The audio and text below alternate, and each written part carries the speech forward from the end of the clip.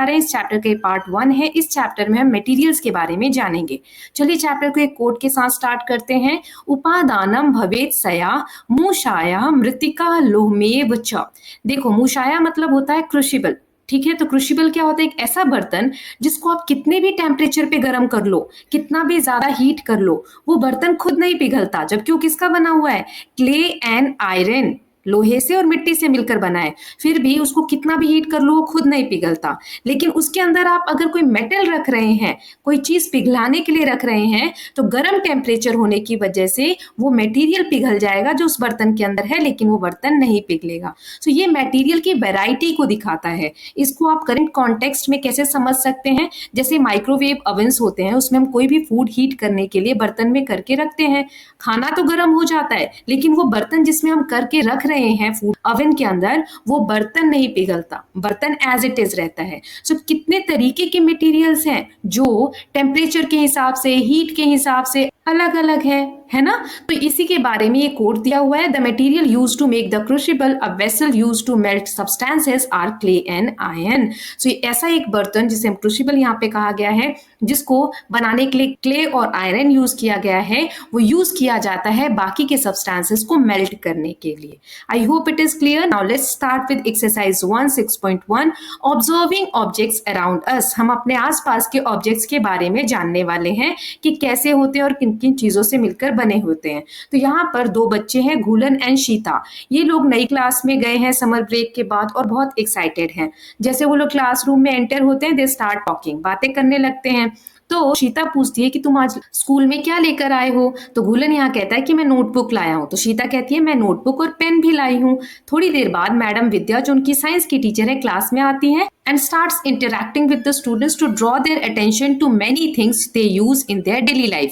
उसके बाद वो बच्चों का ध्यान जो आसपास की चीजें हैं जो वो डेली यूज करते हैं उनकी तरफ खींचती हैं और कहती हैं, she asks how are they similar to or different from each other. आप सोचिए कि जो चीजें आप यूज करते हैं डेली लाइफ में, ये कैसे एक दूसरे के जैसी हैं, यानी सेम है, या इनमें क्या डिफरेंसेस है, इनके शेप्स में क्या डिफरेंसेस है, कलर में क्या डिफरेंसेस है। आप जब उनको टच कर रहे हैं तो आपको कैसा फील हो रहा है, कौन सी चीज भारी है, क्या सभी एक ही वेट की है। तो ये सब चीजें जब आप देखेंगे तो all things are made up of some materials like paper, wood, cloth, glass, metals, plastic, clay and so on.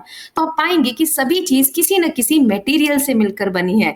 मान लीजिए नोटबुक की बात करते हैं, तो नोटबुक किससे मिलकर बनी है? पेपर से, कार्डबोर्ड से। तो पेपर क्या हो गया? मटेरियल हो गया।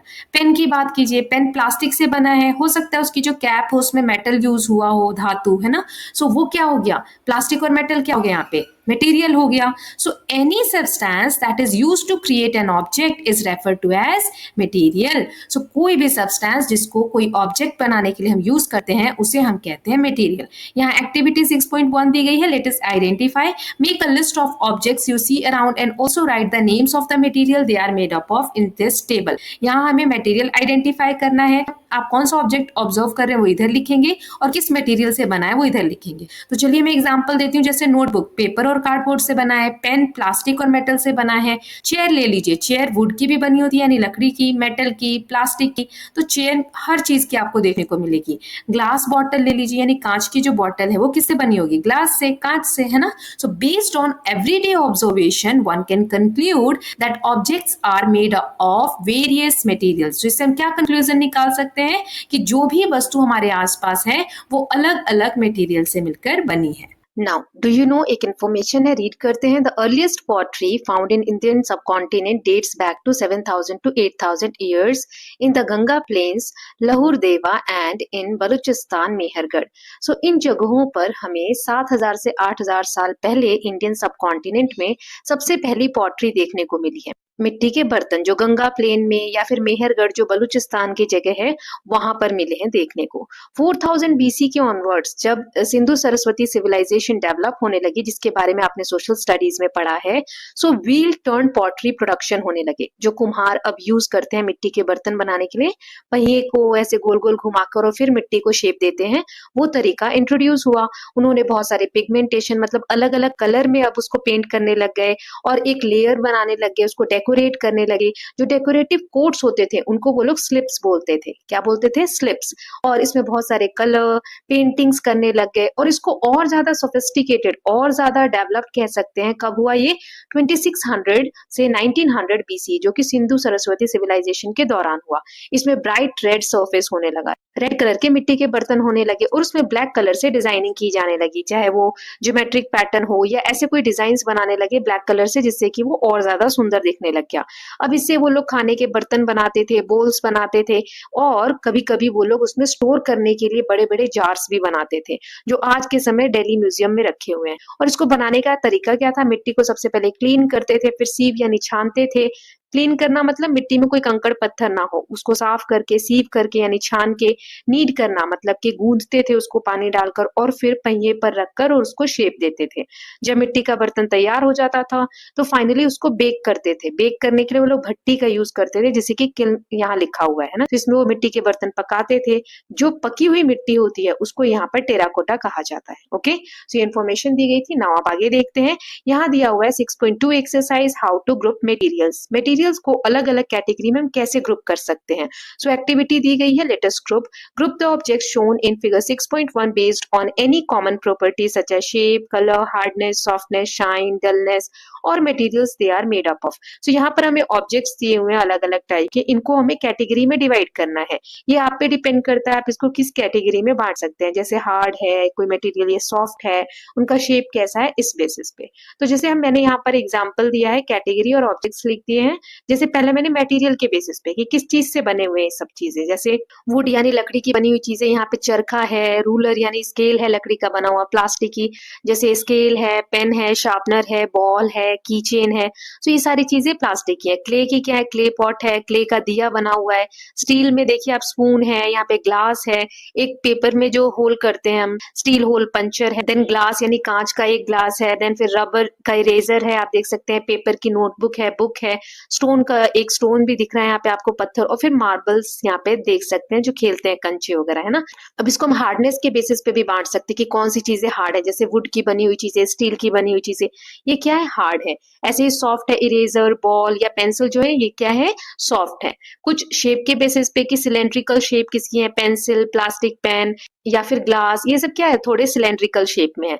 ऐसे रेक्टेंगुलर, फिर राउंड ऑब्जेक्ट्स है ना, और फिर यूजेस के बेसिस विकल शेप में है। ऐसे रेक्टेंगुलर, फिर राउंड ऑब्जेक्ट्स है ना, और फिर यूजेस के बेसिस पे भी हम इसको बांट सकते हैं। जैसे राइटिंग या ड्राइंग के लिए हम pencil, pen, book, notebook use करते हैं। हाउस होल्ड में मतलब हाउस होल्ड यूटिलिटी यानी घर के कामों में स्पून, की, लॉक, फिर यहाँ पे स्टील होल पंचर, शार्पनर, और डेकोरेशन के लिए हम क्ले पॉट या दिया या ग्लास, मार्बल्स, ये सब चीजें यूज कर सकते हैं। तो मैंने एग्जाम्पल दिया है, इसमें आप चेंजेस कर सकते हैं ना। नाउ यहाँ दिया है एक्टिविटी में next, which property did you use to group the objects in activity 6.2। कौन सी आपने प्रॉपर्टी यूज की वो बताना है। मैंने यहाँ पे 4 प्रॉपर्टीज में आपको दिखा दिया। हार्डनेस के बेसिस पे, किस मटेरियल से बने इस बेसिस पे, फिर शेप क्या है, और फिर यूजेस के बेसिस पे मैंने डिवाइड किया। What did you learn from this activity? हमने क्या सीखा? You must have notice that an object can be made from different materials and some materials can be used to make more than one object. हमें ये पता चला कि हर चीज बनने के पीछे एक ना एक मटेरियल है, एक ना एक मटेरियल को यूज करके बनाया गया है ना, और एक ही मटेरियल से बहुत सारी चीजें भी बनी हुई है। जैसे प्लास्टिक का स्केल है, प्लास्टिक से ही पेन बना हुआ है, right. So the method of arranging the objects into group is called classification. हमने पहले भी ये पढ़ा हुआ है चैप्टर 1 में कि हम चीजों को क्लासिफाई करते हैं अलग अलग बेसिस पे, अलग अलग कैटेगरीज में, तो उसको हम बोलते हैं classification. Objects can be classified on the basis of common property that they have। हम common property के basis पे divide करते हैं कि किस category में आएगा। Similarly, we can classify materials based on certain properties। तो ये हमने देखा कि कैसे सामान को हम बांट रहे हैं अलग अलग category में, वैसे ही हम materials को भी अलग अलग category में बांटते हैं। चलिए next activity है उसके थ्रू जानेंगे। यहाँ दिया let us think what material we can use to make a tumbler। एक ग्लास है यहाँ, ये ग्लास बनाने के लिए हम कौन कौन से मटेरियल को यूज कर सकते हैं? हमें इनके नाम यहाँ बॉक्सेस में फिल करने हैं, तो ग्लास प्लास्टिक का भी हो सकता है, मेटल जैसे स्टील या एल्यूमिनियम का भी हो सकता है, ग्लास का भी बना हो सकता है, कांच का या वुड का भी हो सकता है। वुड के कम यूज होते हैं लेकिन हाँ हो सकते हैं, है ना। तो ये कुछ मटेरियल हो गए। So the material that are required to make tumbler should be capable of holding water. हमने कैसे डिसाइड किया कि किस चीज से हम ग्लास बना रहे हैं? जो भी मटेरियल हो वो पानी को होल्ड कर सके, ऐसा नहीं कि हम उसमें पानी डालें और पानी नीचे गिर जाए, है ना। सो पानी को होल्ड कर सके, ये चीजें हमने ध्यान में रखा। So what decide which material should be used for making an object. So उस मटेरियल की प्रॉपर्टी क्या है कि वो कैसे रिएक्ट करेगा और किस पर्पस के लिए हम बना रहे हैं कोई चीज। ये दो चीजें बहुत मैटर करती हैं कि हम कौन सा मटेरियल चुनेंगे किसी ऑब्जेक्ट को बनाने के लिए।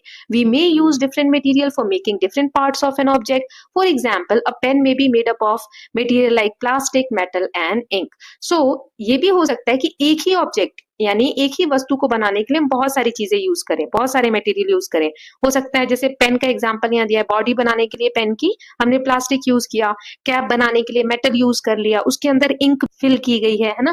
तो ये सब अलग अलग मटेरियल यूज करके हमने क्या बनाया, एक चीज बनाई जिसे हम क्या बोल रहे हैं, पेन बोल रहे हैं, right. Now this girl is saying why can not a tumbler made of cloth be used for storing water. हम पानी को स्टोर करने के लिए जो ग्लास है वो कपड़े का क्यों नहीं बना सकते? Very simple, a tumbler made of cloth would leak because cloth is not waterproof and cannot hold liquid without absorbing it. A suitable material for making a tumbler should be able to contain liquids without allowing them to pass through. So कपड़े में अगर हम पानी डालेंगे तो कपड़ा क्या करेगा, उसे सोखने लगेगा और धीरे धीरे जब वो पूरी तरीके से गीला हो जाएगा तो पानी उसमें से नीचे निकलने लगेगा, है ना। सो हमें ऐसे मटेरियल से टम्बलर बनाना होगा जो कि वाटर प्रूफ हो, जो पानी को होल्ड कर सके, इसीलिए हम कपड़े का यूज नहीं करते। फिर यहाँ दिया है, would it be a good idea to use paper like material for using cooking utensils. ये कह रहा है कि पेपर से बना हुआ कोई बर्तन हम खाना बनाने के लिए यूज क्यों नहीं कर सकते, या क्यों करना चाहिए, नहीं करना चाहिए। सो हमें नहीं करना चाहिए, क्यों? Because they can burn, get damaged with heat and are not durable enough to handle cooking processes like metal or other heat resistant materials, right? क्योंकि आग के पास जाने से तो पेपर जल जाएगा ना, तो हीट रेजिस्टेंट नहीं है, ये हीट को नहीं झेल सकता, इसीलिए हम पेपर की बनी हुई यूटेंसिल्स यानी बर्तन नहीं यूज करते खाना बनाने के लिए, right. Now this girl is saying why are different materials used for making balls for various sports. अलग अलग मटेरियल का यूज करके अलग अलग बॉल्स बनती हैं। तो इसका आंसर है different sports have specific requirement for the ball characteristics like size, weight, bounce। Her game के अलग अलग रूल होते हैं और उसी हिसाब से जिस हिसाब से वो खेला जाता है तो बॉल की क्वालिटी, उसी हिसाब से जिस हिसाब से वो खेला जाता है तो बॉल की क्वालिटी, या फिर कह सकते हैं किसी में ऐसी बॉल चाहिए होती है जो बहुत ज्यादा उछले, किसी में ऐसी कि ज्यादा ना उछले, है ना। सो ये सब रिक्वायरमेंट्स को ध्यान में रखकर तब बॉल बनाई जाती है। और फिर आगे का है, for example, a tennis ball needs to bounce high. लेकिन क्रिकेट बॉल इस तरीके से बनाया जाता है कि उसकी मूवमेंट को या वो किस तरीके से बाउंस कर रहा है उसको कंट्रोल किया जा सके। तो ये सब अलग अलग रिक्वायरमेंट के हिसाब से बनाया गया है। Now this boy is saying can a cricket ball be used to play tennis. क्या क्रिकेट में जो बॉल यूज होती है उसको हम टेनिस खेलने में यूज कर सकते हैं? नहीं, क्योंकि क्रिकेट की जो बॉल होती है वो हैवी होती है और हार्डर होती है और इसे हम टेनिस खेलने के लिए सुटेबल नहीं मानते हैं। Tennis requires a ball that is lighter and design to quick high bounces. Tennis की बॉल लाइटर यानी हल्की होती है, ज्यादा बाउंस होता है उसमें, राइट। इसी को और आगे अच्छे से समझते हैं एक एक्टिविटी के through. Let us explore. So illustrate a variety of balls that are of same size but made up of different material. So यहाँ पे देखिए अलग अलग बॉल्स दी गई है, tennis ball, cricket ball, hand exercise के लिए जो बॉल आती है वो वाली बॉल। आपको एक फिक्स हाइट तक ले जाना है इनको और ऊपर से ड्रॉप करना है, और जो भी आप बाउंस इसका रिकॉर्ड करेंगे उसको एक टेबल दिया हुआ है 6.2, इसमें बॉल्स के साथ साथ कितना बाउंस आपको फील हुआ, हाई, मीडियम और लो, वो मेंशन करेंगे। Then identify the ball that achieves the highest bounce. किसमें सबसे ज्यादा बाउंस आ रहा है वो भी देखेंगे। तो यहाँ मैं आपको बता रही हूँ, बाकी आप ये खुद भी ऑब्जर्व कर सकते हैं अलग अलग बॉल्स को थ्रो करके या फिर ड्रॉप करके, है ना। तो टेनिस बॉल में जो बाउंस होगा वो बहुत ज्यादा होगा, हाई होगा। क्रिकेट बॉल में मीडियम होगा, है ना। और हैंड एक्सरसाइज की जो बॉल होती है उसमें लो बाउंस होता है, वो कम उछलती है। एनी अदर, तो कोई सी भी कैटेगरी की आप बॉल ले लो, वो डिपेंड करता है कि बॉल का टाइप क्या है, किस चीज से बनी हुई है ना। Now discuss in class other properties of sports ball, जो स्पोर्ट्स बॉल है उसकी और भी कैटेगरीज है, जैसे साइज क्या है, कलर क्या है, टेक्सचर क्या है, किस गेम में किस तरीके की बॉल होती है, इसके ऊपर आप और ज्यादा डिस्कशन कर सकते हैं। अब यहाँ जो ये ऑब्जेक्ट्स दिए हुए हैं इनको अलग अलग कैटेगरी में आपको ग्रुप करना है। सो फिर से वही बात, आप इनको साइज के बेसिस पे ग्रुप कर सकते हो, कलर के बेसिस पे ग्रुप कर सकते हो, है ना। सो यहाँ पर हमें कैटेगराइजेशन सिखा रहे हैं कि कैसे हम डिफरेंट डिफरेंट चीज को अलग अलग कैटेगरी में कैसे बांटते हैं सेम प्रॉपर्टीज के बेसिस पे। और एग्जाम्पल दिए, जैसे आप ग्रोसर के पास जाओ, ग्रोसरी की जो दुकानें होती है वहां जाओगे तो स्पाइसेस यानी मसालों का एक कॉर्नर होता है उनकी शॉप में, है ना। दालें एक जगह रखी होती है, ग्रेन्स अनाज एक जगह रखे होते हैं, बिस्किट्स चिप्स इन सब चीजों के अलग अलग जगह बने होते हैं, सेक्शंस बने होते हैं। तो उन्होंने डिवाइड कर दिया होता है अपनी दुकान को, किस हिसाब से, प्रोडक्ट्स की कैटेगरी के हिसाब से, है ना। ऐसे ही केमिस्ट की शॉप पे चले जाओ जहां दवाइयां मिलती हैं, तो वहां भी कैटेगरी डिवाइडेड होती है कि यहाँ पर ये पर्टिकुलर दवाई रखी जा रही है, राइट। सो इसे ही हम बोलते हैं categorisation. What are the different properties of material, material की जो प्रॉपर्टीज है उनके बारे में जानते हैं। सो यहाँ दिया है, observe and identify appearance of material, कौन सा मटेरियल कैसा दिख रहा है उसको हम ऑब्जर्व करेंगे और फिर बताएंगे। सो मटेरियल्स आप देखेंगे ना तो सब एक दूसरे से अलग दिखते हैं। अगर आप फ्रेशली कट वुड लेंगे, कि अभी वुड को काटा गया है, जो अनपॉलिश्ड है, उस पर पॉलिश नहीं है, तो आप उसका देखेंगे कि डिफरेंट अपीरियंस कॉपर से अलग है, एल्यूमिनियम से अलग है। However, there might be some similarities among iron, copper and aluminium that make them different from wood. देखो, हर चीज की अपनी एक विशेषता होती है। जैसे लकड़ी लोहे से अलग है, लोहा एल्यूमिनियम से अलग है, लेकिन लोहा एल्यूमिनियम इनमें कुछ तो एक चीज कॉमन होगी जो कि लकड़ी से अलग है। तो ऐसे डिफरेंट डिफरेंट प्रॉपर्टीज हर मटेरियल की होती है। तो इसे हम सॉर्टिंग चैलेंज, सॉर्ट करना मतलब अलग अलग कैटेगरी में बांटना।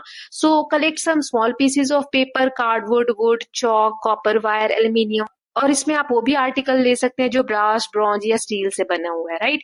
देन हमें बताना है कि ये जो मटेरियल है क्या शाइन कर रहे हैं जब इनके ऊपर लाइट गिर रही है। तो हमें ऑब्जर्व करना है कि उनका टेक्सचर कैसा है, टेक्सचर मतलब छूने में वो रफ है कि स्मूथ है, उनका कलर क्या है, राइट। तो इस तरीके से आप ऑब्जर्व करके सभी चीजों के बारे में बताएंगे कि वो शाइन कर रही है कि नहीं, कि मटेरियल के ऊपर अगर लाइट फॉल हो रही है तो वो चीज चमक रही है कि नहीं चमक रही। फिर उसका जो टेक्सचर है कि छूने में वो स्मूथ है या रफ है, या कलर कैसा है। तो ऐसे आप टेबल बना के लिख सकते हैं अपनी नोटबुक में कि जैसे पेपर है वो शाइन नहीं करता, स्मूथ होता है छूने पर, कलर वरी करते हैं ना, जैसे चॉक है, वुड है। तो यहाँ मैंने बहुत सारे एग्जाम्पल दिए, आप देख सकते हैं। अब इन सभी को आप ग्रुपिंग्स भी कर सकते हैं, जैसे शाइनी मटेरियल को अलग लिख दो, जो चीजें शाइन होती हैं ये टेबल में आप देख के उसको एक जगह लिख देंगे, नॉन शाइनी को अलग, स्मूथ मटेरियल को अलग लिख देंगे, रफ मटेरियल को अलग लिख देंगे। सो इस ऑब्जर्वेशन के बाद व्हाट यू विल नोटिस कि materials that typically have shiny surface are said to have lustrous appearance. Lustrous मतलब होता है चमकीला, जिससे कि चमक आ रही है। सो कुछ मटेरियल्स ऐसे होंगे जिनके ऊपर आप जब लाइट डालेंगे तो आपको दिखेगा कि उनमें से चमक आ रही है, जैसे कि iron, copper, zinc, aluminium, gold, इन सब चीजों से हमें एक शाइनिंग सरफेस होता है, इनका शाइन आती है। सो ऐसे मटेरियल्स को हम क्या बोलते हैं, लस्ट्रस मटेरियल। ऐसे ही कुछ होंगे जिनमें से चमक नहीं आएगी, तो उसे हम नॉन लस्ट्रस बोलते हैं। जैसे कि आप देखेंगे वुड, पेपर, रबर, इन चीजों से हमें चमक नहीं आती। Now this boy is saying, are all lustrous materials metals? क्या जो भी चीजें चमक रही हैं वो सभी मेटल्स होती हैं? तो यहाँ एक बहुत प्यारा कोट दिया है, all that glitters is not gold.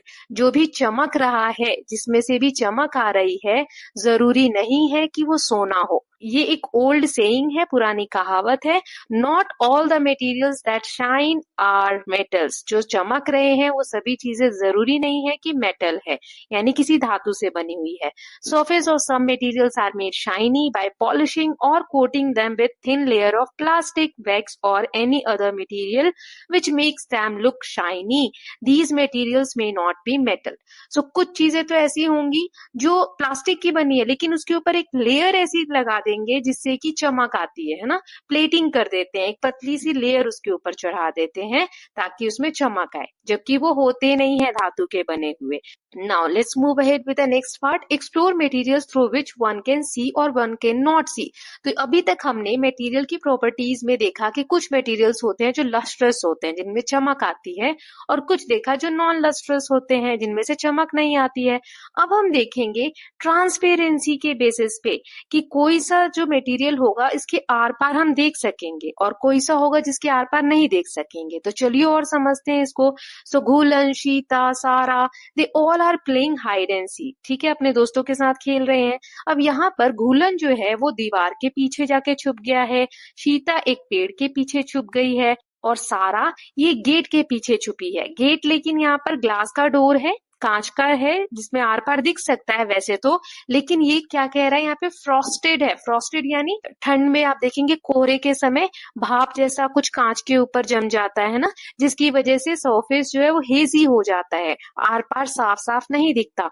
ऐसे किसी कांच के डोर के पीछे सारा छुपी हुई है। शीता का जो छोटा भाई है वो ये सब देख सकता है क्योंकि वो ग्लास विंडो जो उसके घर की खिड़की है वहां पर छुपा हुआ है ना। तो चलिए मटेरियल के बारे में इस गेम के थ्रू समझते हैं। The material through which things can be seen clearly are called transparent. ऐसे कोई से भी मटेरियल जिसके आर पार हम क्लियरली साफ देख सकते हैं उसे हम ट्रांसपेरेंट कहते हैं। जैसे glass, water, air, cellophane paper etcetera are some example of transparent material. So जिन चीजों के आर पार हम देख सकते हैं उनके कुछ एग्जाम्पल है, जैसे कांच है, पानी है, तो इसमें हमें आर पार दिख जाता है ना, तो इसे हम बोलते हैं transparent. Now why did Ghulan, Sheeta and Sara choose these places to hide?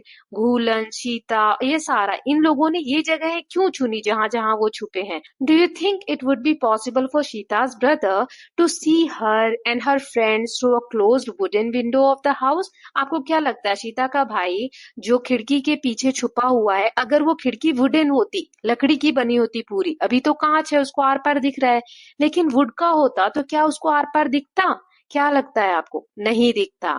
So there are many materials through which you are not able to see at all.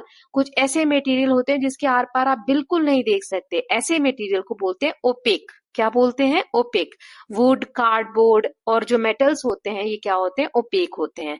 Now materials through which objects can be seen but not clearly are known as translucent. ऐसे material जिनके आर पार हम देख तो सकते हैं लेकिन साफ नहीं दिखता है, धुंधला दिखता है, तो ऐसे मटेरियल को हम बोलते हैं ट्रांसलूसेंट मटेरियल। जैसे कि बटर पेपर हो गया या फ्रॉस्टेड ग्लास हो गया, ये कुछ एग्जाम्पल हैं। अब यहाँ एक इमेज दी गई है जो बच्चे गेम खेल रहे हैं, अभी हमने पढ़ा इसके बारे में, कौन कहाँ छुपा है, 4 पोजीशन है, इनके बारे में बताना है कि यहाँ पर ओपेक सिचुएशन है, ट्रांसलूसेंट है या ट्रांसपेरेंट है। सो देखो घुलन दीवार के पीछे छुपा है, तो दीवार क्या है? ओपेक है, इसके आर पार हम नहीं देख सकते।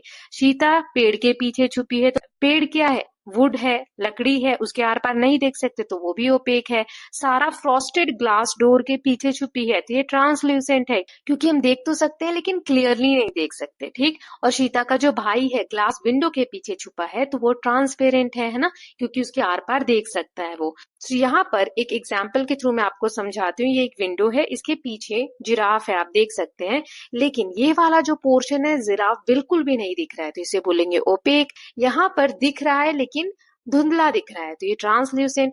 और इस वाले पार्ट में पूरा क्लियरली दिख रहा है, इसलिए इसे हम ट्रांसपेरेंट बोलेंगे। I hope translucent, transparent and opaque is clear to all of you. Now वाला जो पोर्शन है जिराफ बिल्कुल भी नहीं दिख रहा है, तो इसे बोलेंगे ओपेक। यहाँ पर दिख रहा है लेकिन धुंधला दिख रहा है, तो ये ट्रांसल्यूसेंट। और इस वाले पार्ट में पूरा क्लियरली दिख रहा है, इसलिए इसे हम ट्रांसपेरेंट बोलेंगे। I hope translucent, transparent and opaque is clear to all of you. Now let's move ahead with the next part, which materials are hard. अब हमने देख लिया कि कौन सा मटेरियल कैसा दिखता है, 2 प्रॉपर्टीज देख ली। अब हम हार्ड और सॉफ्ट के बारे में पढ़ेंगे। So when you press different objects, आप कुछ ऑब्जेक्ट्स को ऐसे प्रेस करेंगे अपने हाथ से, जैसे कि स्टोन है, तो ये आपको हार्ड फील होगा, कंप्रेस नहीं होगा इजिली, है ना। जैसे इरेजर है या कुछ चीजें ऐसी होंगी जो आप इजिली प्रेस कर पाएंगे, है ना, सो वो सॉफ्ट है। So take a metal key and use it to scratch the surface of pieces of wood, aluminium, stone, iron, candle, chalk and any other material or object. Can some material be scratched more easily than others? इनमें से आप कोई भी material ले सकते हैं, जैसे iron ले लीजिए, लोहा, कैंडल, मोमबत्ती जो होती है, पाउडर निकलने लग जाएगा, कैंडल को भी कर पाएंगे, लेकिन वुड, एल्यूमिनियम ये इतनी इजिली स्क्रैच नहीं होंगे, है ना। So materials which can be compressed और स्क्रैच इजिली उसे हम बोलते हैं सॉफ्ट, और जिसको बहुत मुश्किल से कंप्रेस कर सकते हैं, स्क्रैच कर सकते हैं, उसे हम बोलते हैं हार्ड। ठीक है। However, these properties are relative in nature. For example, rubber is harder than sponge but softer than iron. So ये चीजें हम हार्ड और सॉफ्ट बता तो रहे हैं, लेकिन ये डिपेंड करता है हम कंपेयर किससे कर रहे हैं। जैसे अगर आप एक रबर का एग्जांपल ले, तो स्पॉन्ज से अगर आप कंपेयर करेंगे, स्पॉन्ज जो फॉर्म जैसा होता है, सो अगर उससे कंपेयर करो तो रबर हार्ड है, लेकिन रबर को आप आयरन यानी लोहे से कंपेयर करोगे तो लोहा हार्ड है ना। सो ये डिपेंड करता है हम कंपेयर किससे कर रहे हैं। So hard and soft, I hope it's clear. Now let's observe, यहाँ एक एक्सरसाइज दी गई है। Hold the object given in table 6.3 with your hand, feel whether the objects are hard or soft, find out the material they are made up of and enter your observation in this table. यहाँ पर table दिया हुआ है, objects के नाम दिए हैं, आपको प्रेस करके बताना है कि हार्ड है कि सॉफ्ट है और किन चीजों से बने हैं वो मटेरियल का नाम भी लिखना है। उसके बाद अपने ऑब्जर्वेशन को क्लास के साथ डिस्कस करना है। तो चलिए करते हैं। ब्रिक यानी ईंट, ईंट को आप दबाएंगे तो हार्ड होगा, दिया हुआ है यहाँ, और ये बेक्ड क्ले यानी मिट्टी से बना होता है। देन वाटर बॉटल, ये डिपेंड करता है हार्ड है कि सॉफ्ट है कि प्लास्टिक का बना हुआ है या मेटल का बना हुआ है। फिर पिलो यानी तकिया, ये सॉफ्ट होगा क्योंकि फैब्रिक है, कॉटन है उसमें, है ना, स्पॉन्ज से बने होते हैं। फिर टम्बलर यानी ग्लास, ये हार्ड होता है, चाहे ग्लास का बना हो चाहे स्टील का बना हो। टेबल, टेबल भी हार्ड होता है, चाहे वो वुड का बना हो या मेटल का बना हो। स्वेटर जो आप पहनते हैं, तो स्वेटर क्या होता है, सॉफ्ट, क्योंकि ये वूल का बना होता है, ऊन का या कॉटन का। फिर एनी अदर, सो ये डिपेंड करता है कि आप कौन से ऑब्जेक्ट को ऑब्जर्व कर रहे हैं। लेट्स से यहाँ पर मैंने ले लिया ज्योमेट्री बॉक्स, तो ये हार्ड होगा क्योंकि ये मेटल का बना हुआ है या प्लास्टिक का बना हुआ है ना। सो ये डिपेंड करता है ऑब्जेक्ट टू ऑब्जेक्ट की किन चीजों से बना हुआ है। नाउ एक और एक्टिविटी दी गई है, लेट अस क्लासीफाई। हमें 3 कैटेगरी में क्लासीफाई करना है, ट्रांसपेरेंट, ट्रांसलूसेंट या ओपेक। किस कैटेगरी में आप डालेंगे? तो जैसे पहला है, सो ट्रांसपेरेंट में कौन कौन से आ जाएंगे? ग्लास टम्बलर और विंडो ग्लास, ये है ट्रांसपेरेंट, इनके आर पार हम देख सकते हैं। ट्रांसल्यूसेंट जिसमें हमें धुंधला दिखता है, तो इसमें कौन से आ जाएंगे? Butter paper. ट्रांसपेरेंट, इनके आर पार हम देख सकते हैं। ट्रांसल्यूसेंट जिसमें हमें धुंधला दिखता है, तो इसमें कौन से आ जाएंगे? बटर पेपर और फ्रॉस्टेड ग्लास। ओपेक जिसके आर पार हम नहीं देख सकते, तो इरेजर एंड वुडन बोर्ड। ठीक है, I hope it is clear now. अब यहाँ एक क्वेश्चन है, is water transparent, can it be make opaque? क्या पानी जो है वो ट्रांसपेरेंट होता है? क्या इसको ओपेक बना सकते हैं जिसके आर पार ना देखा जा सके? So yes, water is transparent in its natural state. आप नेचुरली जो वाटर देखेंगे ना, वो ट्रांसपेरेंट होता है, आर पार उसके हम देख सकते हैं। लेकिन इसको हम ओपेक बना सकते हैं उसमें कुछ सब्सटेंसेस, इम्प्योरिटीज को ऐड करके। फॉर एग्जाम्पल, मान लो पानी में हमने सैंड, मड, कीचड़ वगैरह या मिट्टी मिला दी, डिसॉल्व होने के बाद वो ओपेक बन जाएगा, उसके आर पार हम नहीं देख सकते। So while water itself is transparent, but it can be made opaque by adding substances that do not dissolve और डिस्पर्स फुली। जैसे आप यहाँ देख सकते हैं, साफ पानी में हमने इम्प्योरिटीज ऐड करके इसको ओपेक बना दिया, ट्रांसपेरेंट को ओपेक में कन्वर्ट कर दिया। Now let's move ahead with the next part, what is soluble and what is not. अब ये हम सॉल्युबल, इनसॉल्युबल पढ़ने जा रहे हैं। जैसे अभी हमने बात की कि पानी में हमने कुछ घोला, तो घुलना, कौन सी चीज पानी में घुल गई, कौन सी नहीं घुलेगी, तो इसी को हम बोलते हैं सॉल्युबल और इनसॉल्युबल। इसके बारे में और डिटेल में पढ़ते हैं। So Ghulan was sweating when he come home after playing in the evening. Ghulan को पसीना आ रहा था क्योंकि वो खेल कर आया था, बहुत थक के आया था। He was feeling tired and thirsty. So उसको प्यास लगी थी और वो थका हुआ फील कर रहा था, तो उसकी मम्मी ने उसके लिए शिकंजी बनाई, लेमनेड। कैसे बनाते हैं? शुगर ऐड किया, एक पिंच ऑफ सॉल्ट ऐड किया और लेमन जूस ऐड करके लेमनेड तैयार किया, जिसे हम शिकंजी भी बोलते हैं। ये सब होते वक्त घुलन ने नोटिस किया कि जब उसकी मम्मी ये सब मिक्स कर रही हैं, सो सॉल्ट, शुगर, ये सब डिसअपियर हो गए। डिसअपियर मतलब घुल गए पूरी तरीके से पानी में। आप यहाँ देख सकते हैं ना, सो इस तरीके से पूरा घुल गए, पता ही नहीं चल रहा चीनी कहाँ गया और नमक कहाँ गया। That's what we are learning, soluble और इनसॉल्युबल। सो इसको एक एक्टिविटी के थ्रू समझते हैं कि कैसे कौन से मटेरियल बिहेव करते हैं। ओके, तो यहाँ दिया हुआ है कि आपको कुछ शुगर, सॉल्ट, चॉक पाउडर और ये सब कलेक्ट करना है। उसके बाद हर ग्लास में, अलग अलग ग्लास में इन सब चीजों को पानी के साथ मिलाना है। ओके, अब उसको आप स्टिर करेंगे, मिलाएंगे, तो आप देखेंगे कि कौन सा प्रोडक्ट जो है पानी में अच्छे से मिल गया है और कौन सा नहीं मिला है। तो पहले आप प्रिडिक्ट करोगे, जो भी प्रिडिक्शन होगी इस टेबल में लिखोगे, एक तरफ मटेरियल लिखोगे, है ना, जो भी दिया हुआ है, और एक तरफ क्या ऑब्जर्वेशन आपने किया रिजल्ट आने के बाद वो लिखोगे।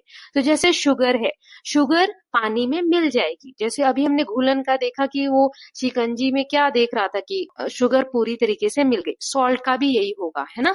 देन चॉक पाउडर को जब आप मिलाओगे ना, पूरी तरीके से नहीं मिलेगा, नहीं घुलेगा, उसके पार्टिकल्स कुछ आपको दिखते रहेंगे, सो इनसॉल्युबल होता है। सैंड भी इनसॉल्युबल होता है, वो डिसॉल्व नहीं होता। इस तरीके से आप देखो, सैंड को डालोगे, मिक्स करोगे तो भी नीचे पार्टिकल्स आपको दिखेंगे। फिर सैंड डस्ट का भी सेम ही है ना, वो अच्छे से मिक्स नहीं होगा, तो वो भी इनसॉल्युबल है। लेकिन ऑयल जैसी चीज भी होती है, लिक्विड भी ऐसा होता है जो लिक्विड में मिक्स नहीं होता है, इसकी एक लेयर बन जाती है ऊपर। पानी में जब आप ऑयल डालोगे ना, तो ऑयल पानी के साथ मिक्स नहीं होगा, ऊपर एक ऑयल की लेयर बन जाएगी, तो ये भी इनसॉल्युबल है। Okay, so you might have noticed that some materials completely disappear when mixed in water. We say these materials dissolve in water, or in other words they are soluble. So जो चीजें पानी में मिल गई उन्हें ही हम क्या बोलते हैं, soluble बोलते हैं। Now some materials do not mix with water. हम कुछ चीजों को मिला ही नहीं सकते, चाहे स्टिर कर लीजिए उसको आप पानी में, मिला लीजिए, नहीं मिलेगा वो, उसे हम इनसॉल्युबल बोलते हैं। Okay, so water plays an important role in the functioning of our body because it can dissolve a large number of materials. इसीलिए हमारी बॉडी में भी पानी का बहुत इंपॉर्टेंस है, क्योंकि जो भी हमने खाया है उसको डाइजेशन में पानी बहुत हेल्प करता है। सो ये जो क्वेश्चन था कि does everything you put in water disappear, कि पानी में कुछ भी डालो वो डिसअपियर हो जाता है, तो नहीं, ऐसा नहीं है। कुछ चीजें डिसअपियर हो जाती हैं और कुछ चीजें नहीं होती हैं। इसी बेसिस पे हम सॉल्युबल और इनसॉल्युबल बताते हैं। अब यहाँ पर आपको एक ORS का घोल बनाने का तरीका बताया है। ORS क्या होता है, ओरल रिहाइड्रेशन सॉल्यूशन, जो कि आपको प्राइमरी हेल्थ सेंटर पे मिल जाएगा। उसको आप शक्कर और नमक मिलाकर पानी में ऐड करेंगे तो एक ये रिहाइड्रेशन ड्रिंक रेडी हो जाती है, जिसको आप जब पिएंगे तो आपके शरीर में जो पानी की कमी है वो कम हो जाएगी। Now this boy is saying do liquids like oil, vinegar and honey dissolve in water, explore. अब ये बच्चा कह रहा है, now this boy is saying do liquids like oil, vinegar and honey dissolve in water, explore. अब ये बच्चा कह रहा है क्या ऑयल या विनेगर या शहद ये चीजें पानी में मिक्स हो जाती हैं, तो इसके बारे में एक्सप्लोर करना है। Then this girl is saying what about the gases present in water, पानी में गैसेस भी प्रेजेंट होती हैं, तो इनका क्या हो। जैसे मछली सांस ले रही है तो ऑक्सीजन चाहिए ना उसको, इसका मतलब पानी में ऑक्सीजन है, तो क्या ये भी पानी में मिल जाती हैं गैसेस, इसके बारे में आगे दिया हुआ है। So some liquids get completely mixed with water, some do not mix with water and form a separate layer when left undisturbed for some time. Similarly, some gases are soluble in water whereas others are not. For example, oxygen gas dissolve in water. It is very important for the survival of animals and plants that live in water. देखो यहाँ पर ये कहा गया है कुछ liquid पानी में पूरी तरीके से मिक्स हो जाते हैं, जैसे लेमन जूस निकाल रहे हो तो वो भी तो लिक्विड है ना, लेकिन उसको हमने पानी में डाला तो वो मिक्स हो गया पूरा, पानी से अलग तो नहीं दिख रहा हमें, है ना। सो लेमन जूस मिक्स हो जा रहा है। लेकिन ऑयल जब आप डालेंगे तो इस तरीके से आपको ऊपर एक लेयर दिखेगी, ऑयल मिक्स नहीं होगा। सिमिलरली गैसेस के साथ है, ऑक्सीजन पानी में कंप्लीटली मिक्स हो जाता है। इसीलिए जो वाटर एनिमल्स हैं या वाटर प्लांट्स हैं उनको बहुत हेल्प मिलती है, क्योंकि बिना ऑक्सीजन के वो सर्वाइव नहीं कर सकते। सो लिक्विड्स भी सॉल्युबल और इनसॉल्युबल हो सकते हैं। ओके, नाउ हाउ हैवी और लाइट। अब हमने सॉल्युबल इनसॉल्युबल देख लिया, अब देखेंगे कि भारी और हल्का ये कैसे हम मटेरियल्स को डिवाइड करेंगे इस बेसिस पे। सो एक एक्टिविटी दी गई है, लेट अस मेजर, अब हमें नापना है। So let us take 3 identical paper cup, हमें 3 पेपर कप ले लेने हैं या बोल्स ले लेने हैं। अब इन तीनों कप्स पे आपको लेबल्स देने हैं, A, B and C। A में आप आधा कप पानी डाल दो, B वाले कप में आप आधा कप सैंड डाल दो और C वाले में आप आधा कप कंकड़ पत्थर डाल दो, छोटे कंकड़ जो होते हैं। अब आपको प्रिडिक्ट करना है, आप सोचो कि कौन सा भारी होगा, ठीक है। अब जब आप ऐसे वेट करोगे ना, यहाँ इमेज में जो दिया हुआ है वे ईच कप भारी होगा, ठीक है। अब जब आप ऐसे वेट करोगे ना, यहाँ इमेज में जो दिया हुआ है weigh each cup using a balance and record the recordings in your notebook. उसके बाद जो भी आपका आंसर आ रहा है वो आप नोटबुक में लिखेंगे और अपने फ्रेंड्स के साथ डेटा को कंपेयर करेंगे कि कौन सी चीज हैवी है और कौन सी चीज लाइट है। ओके, नाउ इस एक्टिविटी से we can see that any object which is heavier और lighter can be measured in terms of property called mass. So mass एक ऐसी चीज है जो बताती है कि कौन सी चीज भारी है या कौन सी चीज हल्की है। Okay, so the one which is heavier has more mass and the one which is lighter has less mass. Weight is sometimes used in common language for mass as it is determined by weighing. You will learn more about mass and weight and their relation in higher classes. देखो, तो कौन सी चीज कितनी भारी है, कौन सी चीज कितनी हल्की है, इसी पे डिपेंड करता है। सो जो ज्यादा भारी है उसको हम बोलते हैं इसका मास ज्यादा है, जो कम भारी है या हल्की है तो उसे हम बोलते हैं इसका मास कम है। कभी कभी हम मास को वेट के साथ रिलेट कर लेते हैं कि वेट ज्यादा है वेट कम है। सो मास और वेट में क्या डिफरेंस होता है या क्या रिलेशन होता है इसके बारे में आप हायर क्लासेस में पढ़ेंगे। अभी तो बस इतना कि जो भी चीज भारी है, कितनी भारी है उसको हम बोलते हैं इसका मास ज्यादा है, और हल्की है तो बोलेंगे इसका मास कम है। Now next topic is space and volume. इसमें हम जानेंगे, अभी हमने मास समझा, अब स्पेस के बारे में जानते हैं और वॉल्यूम के बारे में जानते हैं। सो यहाँ पर मैडम विद्या जो साइंस की टीचर है वो क्लास में दोबारा से आती है नेक्स्ट डे। बच्चे उनको विश करते हैं, खड़े होते हैं, तो मैम उनको जवाब देती हैं और कहती हैं आप लोग अपने बैग को सीट के ऊपर रख लीजिए और बैठ जाइए। सभी बच्चे ऐसा ही करते हैं, बैग उठा के सीट पे रख देते हैं। अब वो लोग बैठ ही नहीं पाते क्योंकि सीट पे तो क्या है, बैग है, तो कहाँ बैठेंगे। तो मैडम विद्या पूछती हैं why are you not sitting, क्यों नहीं बैठ रहे आप लोग। तो स्टूडेंट रिप्लाई करते हैं मैम यहाँ जगह ही नहीं है, हम कहाँ बैठे, यहाँ पर तो बैग्स है हमारे। सो इसी बात को आगे कंटिन्यू करते हुए मैम क्या कहती हैं, वो उनको दो आइडेंटिकल ग्लास देती हैं, ग्लास टम्बलर है ना, इस तरीके के कांच के बने हुए दो ग्लास देती हैं, and encourage them to pour remaining water from their drinking water bottles into respective glass tumblers. और कहती हैं जो भी आपकी वाटर बॉटल में पानी बचा है इस ग्लास में आप डालिए। दो बच्चों को कहती है ना।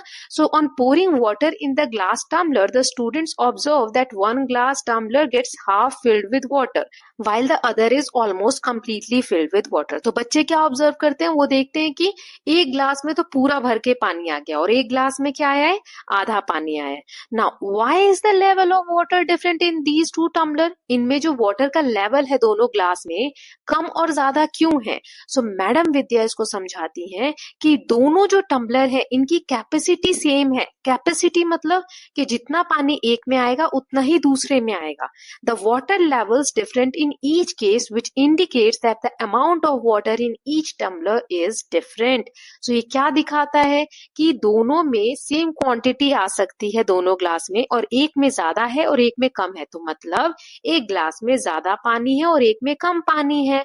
ये इतना टफ नहीं है, लेकिन यहाँ पर हमें ये समझना है the space occupied by water represent its volume, कि पानी ने कितनी जगह घेरी है ग्लास में उसको हम बोलते हैं volume. I hope it is clear. ऐसे ही this girl is also facing the problem. अब उसकी जो डाउट है वो सॉल्व हो गया। क्या डाउट था, why was I not able to transfer water from the jug into an empty water bottle completely. Now I know the reason behind it, कि एक जग में जो पानी है उसको एक बॉटल में अगर वो डाल रही थी तो पूरा नहीं आ रहा था। तो इसका कारण क्या है कि जग में जो वॉल्यूम है होल्ड करने का वाटर को वो ज्यादा है as compare to the bottle. ठीक है। So you may have notice drinking water bottles of different sizes.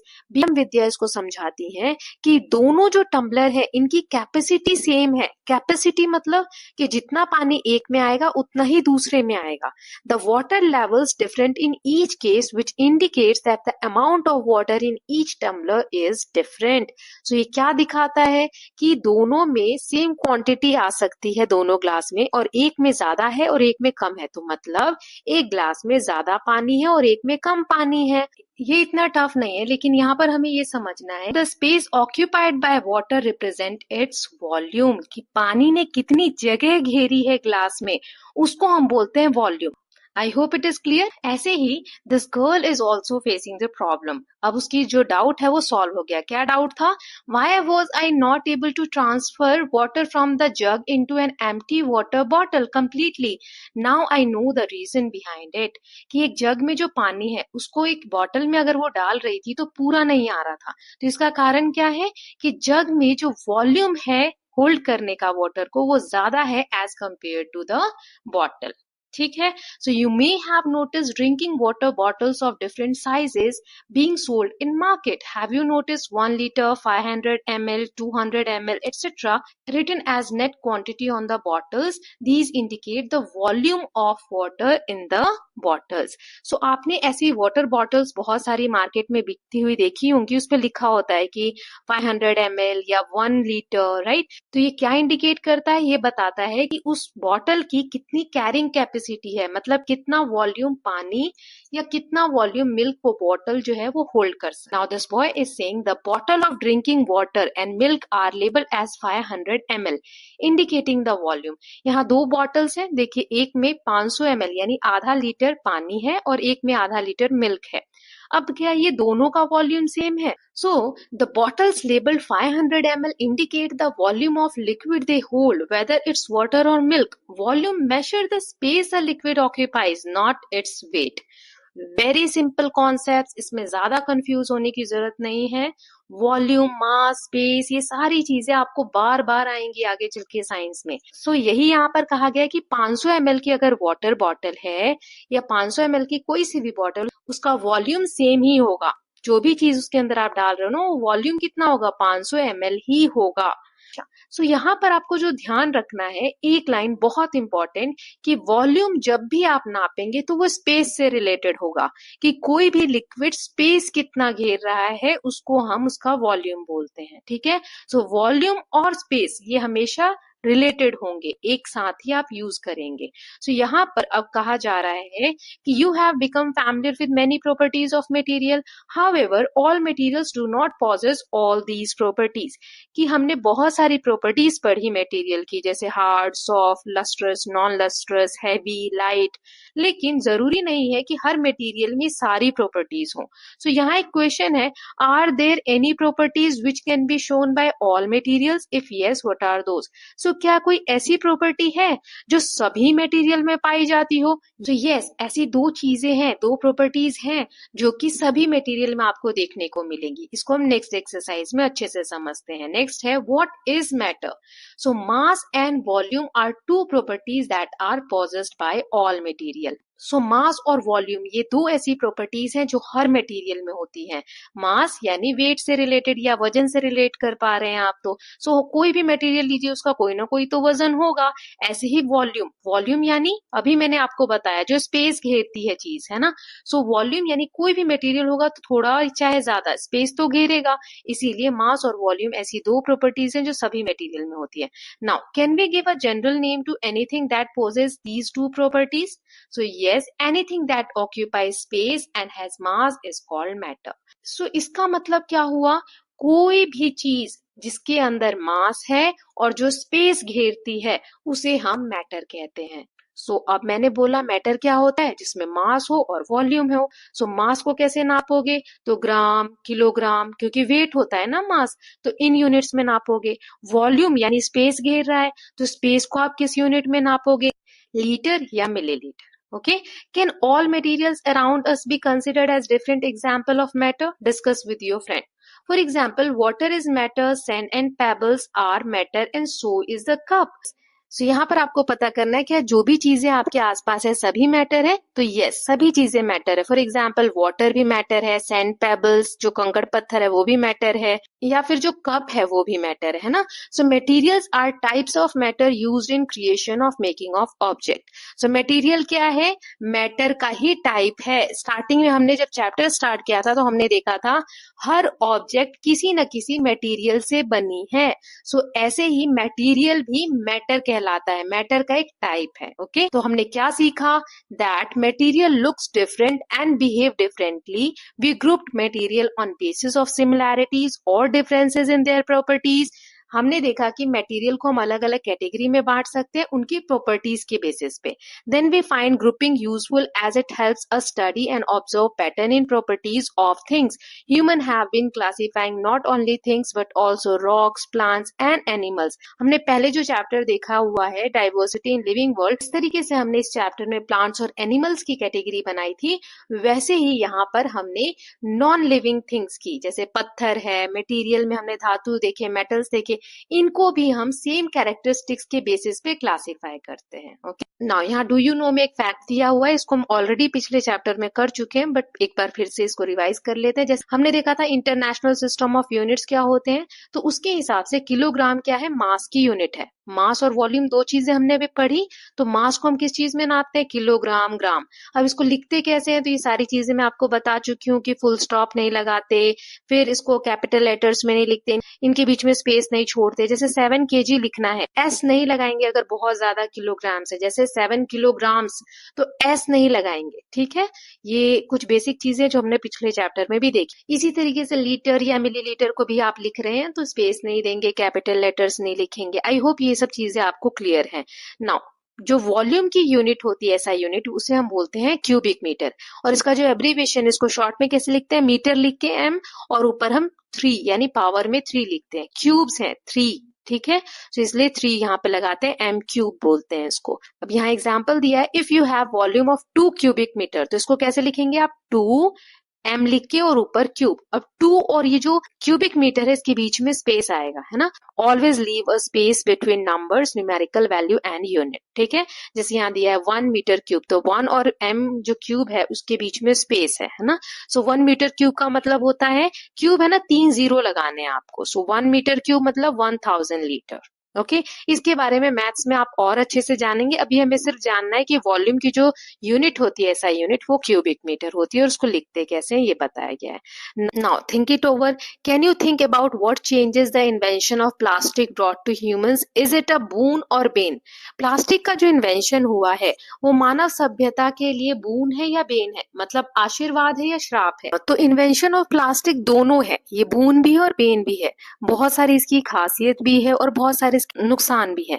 जैसे फायदेमंद कैसे हैं, ये वर्सेटाइल है, इसके बहुत सारी चीजें बना सकते हैं। ड्यूरेबल है, एक बार कोई चीज बन गई प्लास्टिक की तो बहुत दिनों तक चलती है।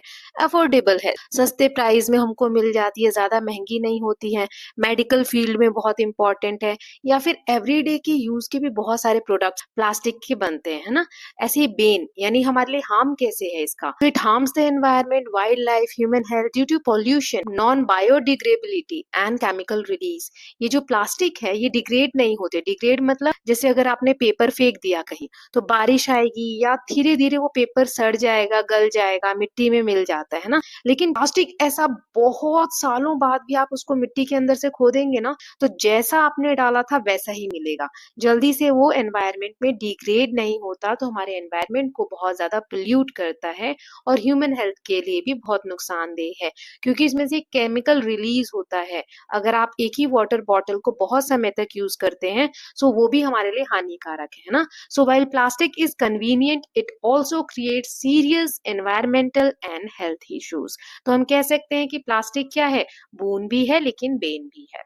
I hope it is clear. Now this girl is saying we have explored and understood the various properties of material.